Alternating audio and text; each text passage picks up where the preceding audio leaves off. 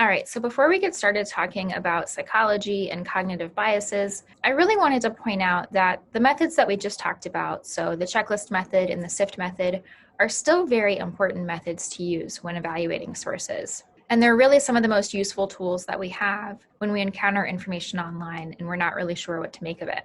That being said, we're going to talk a little bit about why those methods aren't going to be sufficient enough to really combat the full range of issues that we're experiencing now, particularly since the onset of the internet and the way that it's so easy to share information online, particularly through social media. So let's talk a little bit about misinformation. We defined this term earlier, but it's basically the spread of false or inaccurate information. And for the most part, it's done unintentionally. So I know that I've heard a lot of misinformation. Of the examples here, I've heard that COVID-19 is a hoax, that vaccines cause autism, and that climate change is fake. I've never met anyone in real life that thinks the moon landing was faked, or anyone that believes that the earth is flat, but those people do exist. And for the most part, when you talk to those folks, they really do feel as though they have strong evidence that proves their case. In many cases, they were able to find sources online that confirmed their own beliefs about these things. Holding beliefs that run counter to scientific consensus is unfortunately very common. If you look on the right-hand side of the screen, you may recognize this evidence pyramid from earlier this semester. And the idea is that as you go up the pyramid, the evidence gets more strong. So in that way, the evidence that is at the bottom of the pyramid is opinion, and as you move up the pyramid, you get to fact. But what I've noticed, particularly in the online realm,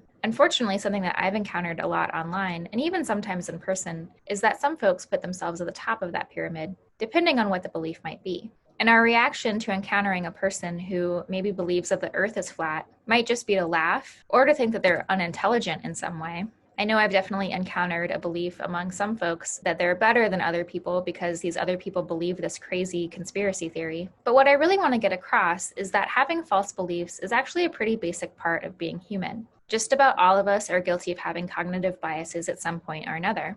So what is a cognitive bias? Cognitive bias is really an umbrella term for all the ways that our brains take shortcuts to save ourselves time and energy.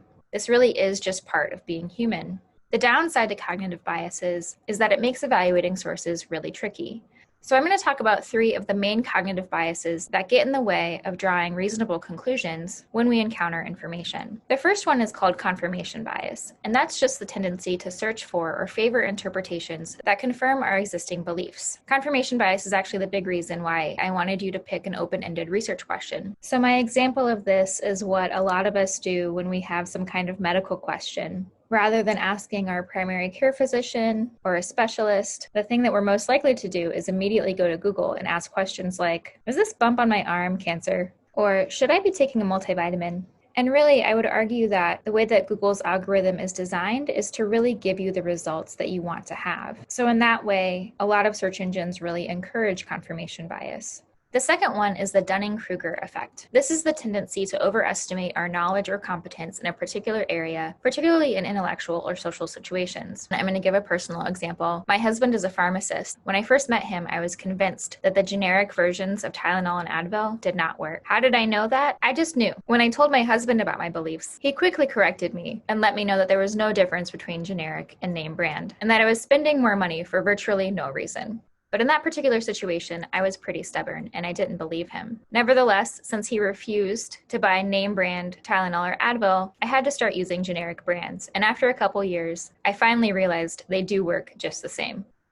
And the final cognitive bias I want to talk about is backfire effect. Backfire effect is when we encounter evidence that refutes our beliefs, we often double down on the beliefs that we have that are not supported by the evidence. This is why it's pretty fruitless and pointless to argue with people online about things like politics or religion. Chances are you're not going to get them to change their mind. You're really only going to make it worse. So all of these cognitive biases, and there's even more than what's on this list, really do make it harder for us to evaluate sources on the internet. We may just go out and find sources that confirm our own beliefs. And even if we find sources that do have accurate information that refutes our beliefs, we may not believe it anyways. So what do we do about this? And again, this is really where those checklist methods aren't enough. I think they're a great place to start, but I think anytime we encounter information online, we also have to stop and pause and really think about these cognitive biases. The first step is really just acknowledging that we have them and not feeling guilty about it. This is just a part of human nature. Second, we need to learn more about them. And then once we know that they exist, we actually have to start monitoring our own behavior and our own emotions when we're encountering information online. So for example, if I'm reading an article online and it incites a really powerful emotion, like something that I particularly agree with or disagree with, those will elicit strong emotions. That's a really good signal to me that cognitive biases might be in play, and I need to take a step back from that situation and conduct a full search of the evidence before drawing conclusions.